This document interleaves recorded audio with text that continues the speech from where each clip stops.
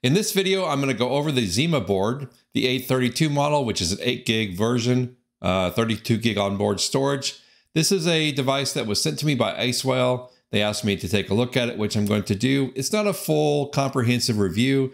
It is, however, a high-level look at what the board is, what it does, and I'm going to install a few things on it and show you how that works out. So let's get started.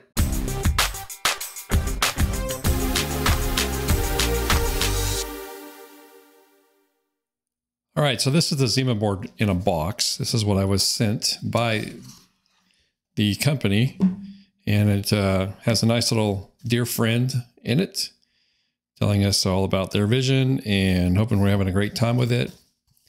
There's a little Discord QR code on the back and some stickers. So if you want to stick this on your sticker board or your laptop or whatever else, this is what you have in the way of stickers. And here's the board itself. It calls itself the world's first hackable single board server. This is a ZimaBoard 832, 32 gig of RAM, 32 gig of storage, 8 gig of RAM, and all that jazz. Single board server, all that nonsense. And it also comes with a, looks like a 12 volt 3 amp power adapter that you'll need to run this. And the obligatory multi-country adapters. So there's some US stuff and some other countries in case you need to run this elsewhere. I'm going to keep the US version myself, and just snaps in here like so. And like I said, it's a 12 volt 3 amp. Can we even see that? Yep. 12 volt 3 amp 36 watt output. UL listed, so that's nice to know. And let's open up this little plastic box here. Maybe. It's gonna rip and tear like a Christmas present. And see what's in the box here. What does this thing do? Everyone wants to get creative about their boxes. So just pop this open like a little, oh, just ripped it. Oh, ripped it again. All right. A nice little creative box. And then inside the box is another box with the actual board in it,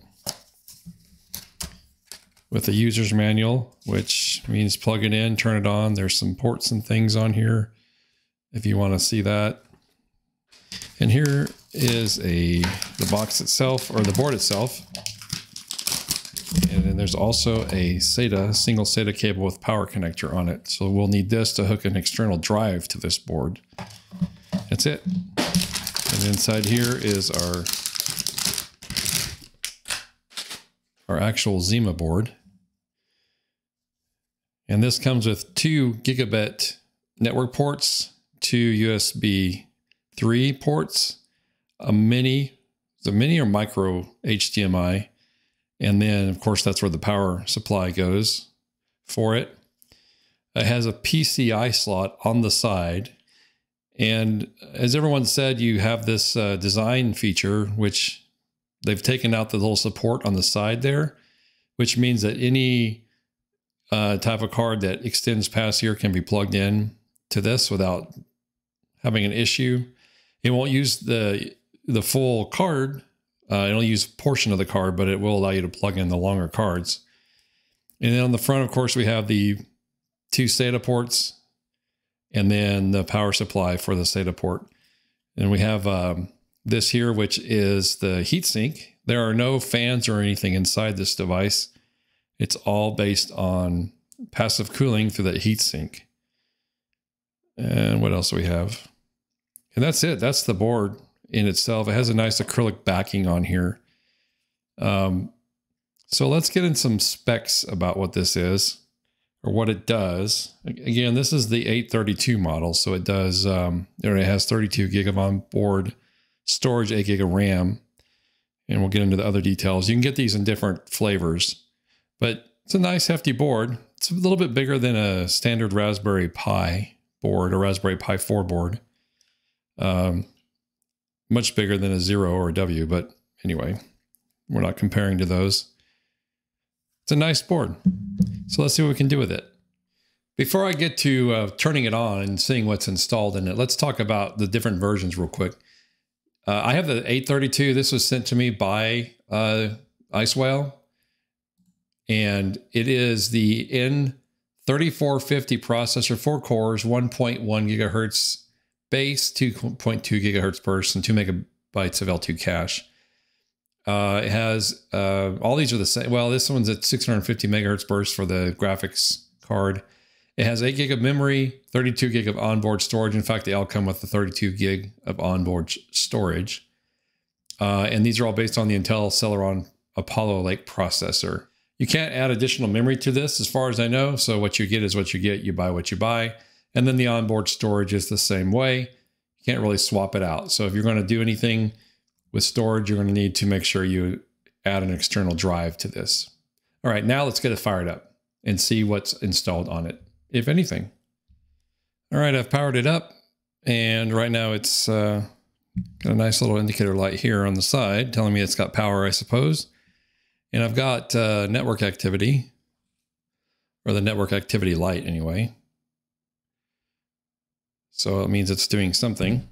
So if you pay attention to the manual that I threw on the floor, when you first get it set up, you can, assuming your network's set up the right way, you can go to CasaOS.local. So let's just try that out and see if that's what actually happens.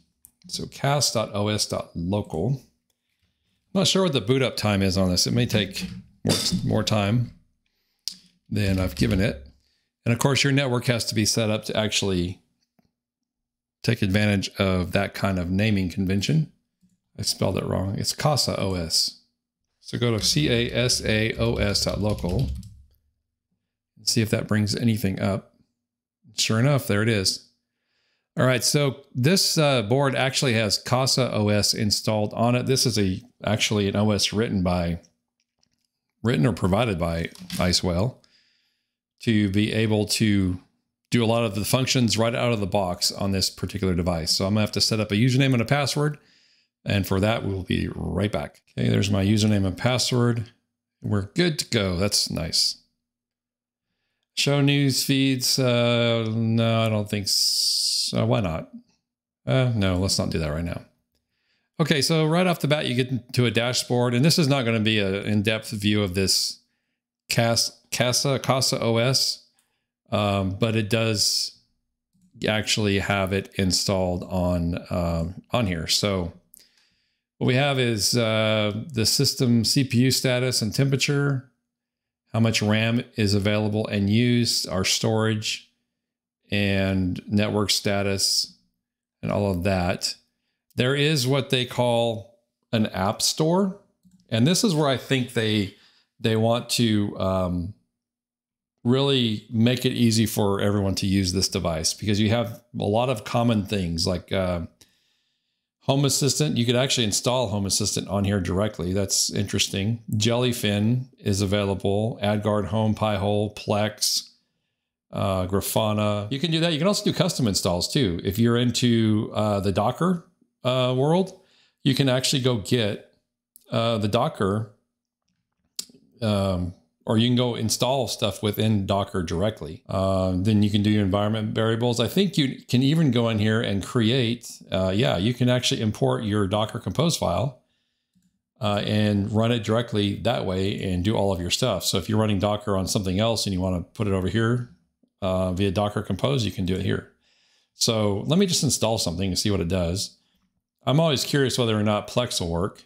So let's just do that. Now, what I haven't done is installed any kind of extra storage, and that's going to be probably an issue in a minute. So what I want to probably do is go ahead and find an SSD and put on here. I should have done that from the beginning. So let me finish the installation, and then we will find an SSD to install on this particular device and see what we can do with it. All right, Plex is installed here, so you can actually open it. And that's pretty darn fast. So I can actually log into my Plex account. Let me try that real quick without giving away my credentials here. I'll just click a couple buttons while you're not looking and see what happens. Well, that's very interesting. Well, there's Plex running. I wonder if I can actually play something without getting copyright strikes. Let me find something here. Let's see how well this plays. None of this crap I want to watch. All right, here we go. Let's try this. So this is playing from the ZimaBoard on my computer here through a browser.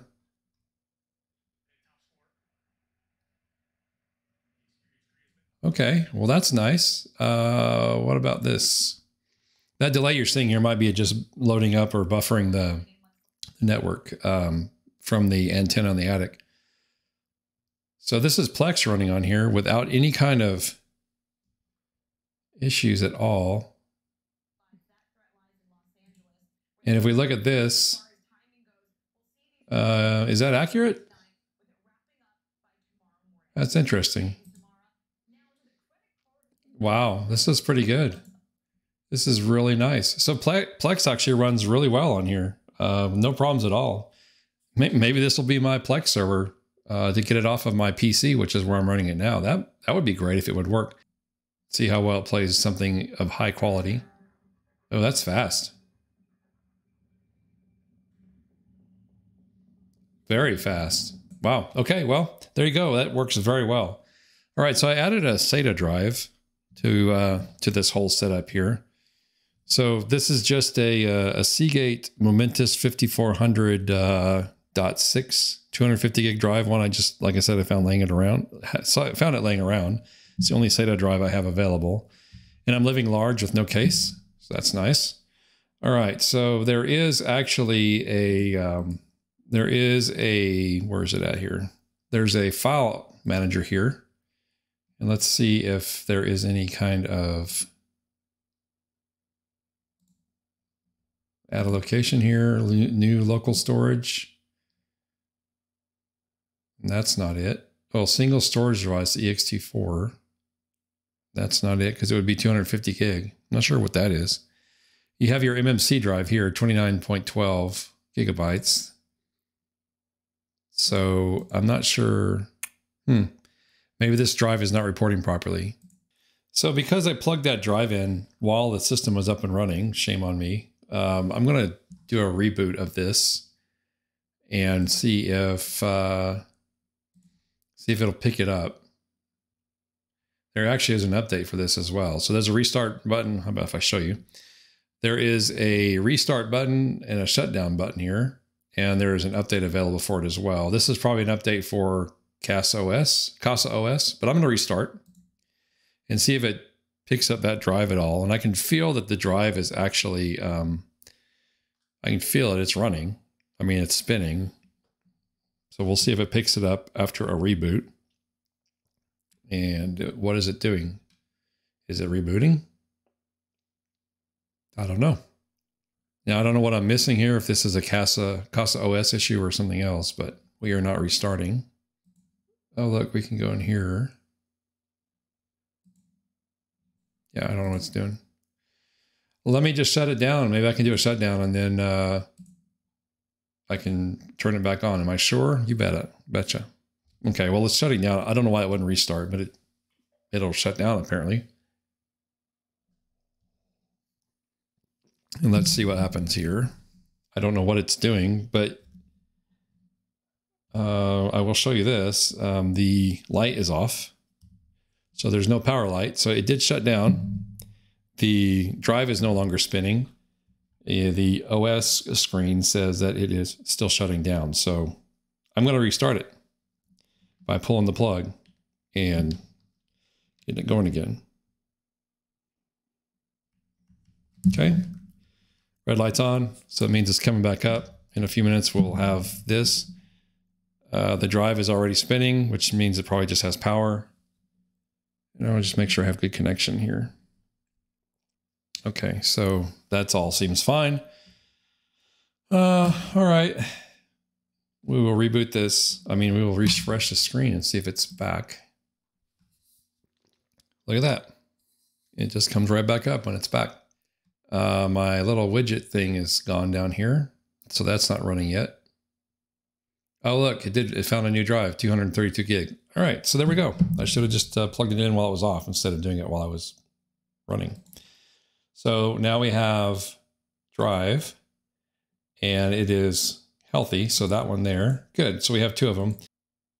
Okay, this is the 250 gig drive. So let's format and create it, and it's going to create whatever. Okay, so now we have a total of 250 gigabytes of drive.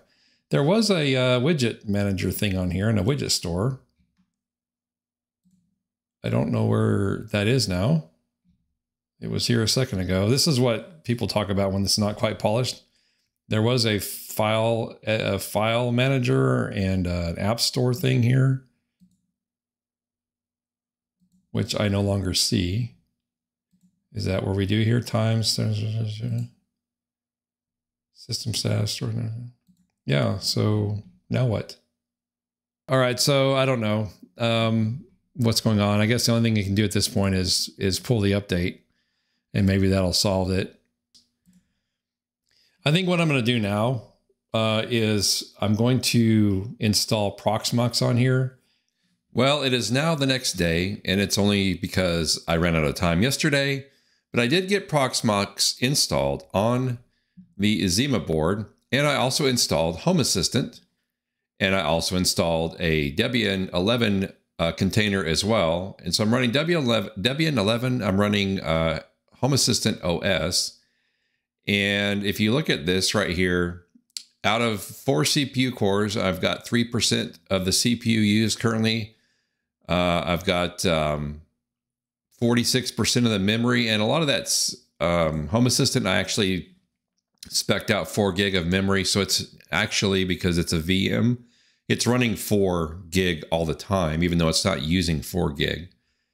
With the Debian, I'm actually running this as an LXC container, and so it only uses the memory needed. 2 gig is spec'd out as a max, but it's only currently using about 143 meg. So this is the ZimaBoard running 2 VMs, and on this Debian 11 VM, I'm actually running AdGuard as well. So it is actually doing active DNS as well as just running the OS. It's actually my secondary DNS server in my network right now, and I was just testing that and playing around with it. So it works very well. Home Assistant worked just fine. It's actually quite fast. It's as fast as my Home Assistant Blue and stuff. Now, remember, I'm not running this at full capacity, but even my Home Assistant Blue uses about 2 gig of memory total. 2.5 gig of memory running all of the stuff I run on it, and that's my production system. One thing I did want to point out is that in Home Assistant, I am able to pass through the USB Z-Wave controller without any issue at all.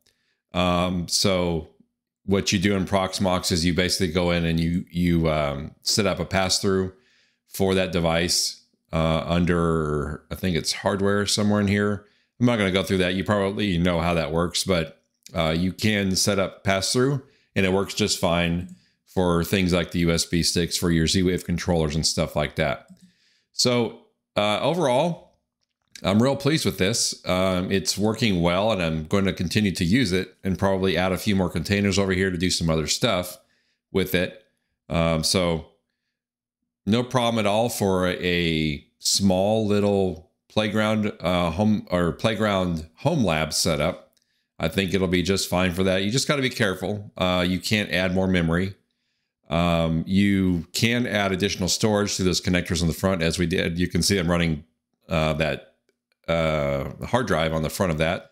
All right, that's it. This was a longer video again, but I just wanted to show you that indeed you can do other things with the ZimaBoard besides just running the CasaOS. I didn't try this, but I didn't install over top of the CasaOS. You could potentially go in there and reboot back into CasaOS and run all these things in Docker containers directly on the CasaOS VM or the CasaOS operating system that's already pre-installed with the ZimaBoard. And the reason you could do Proxmox on the ZimaBoard is because it comes available, or comes out of the box ready to do virtualization. It's set up for that. So you actually can virtualize things with it. All right, let me know if you have any questions in the comments down below. Again, just a quick overview of the ZimaBoard and, you know, a couple things you can do with it. Lots of other reviews out there as well. If you really want to dig into this board, go check out a few of the other channels that talk about it. And with that, we'll see you on the next video. Thanks for watching.